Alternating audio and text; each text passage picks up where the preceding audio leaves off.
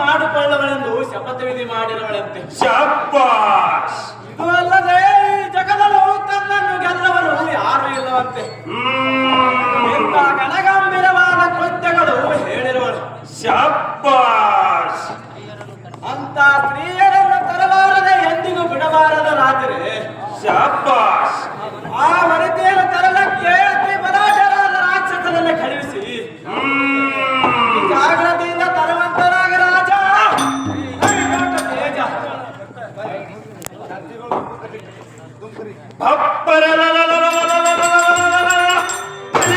ಸಾರಥಿ ಎನ್ನ ರಾಕ್ಷಸಾದ ದೊಮ್ಮನ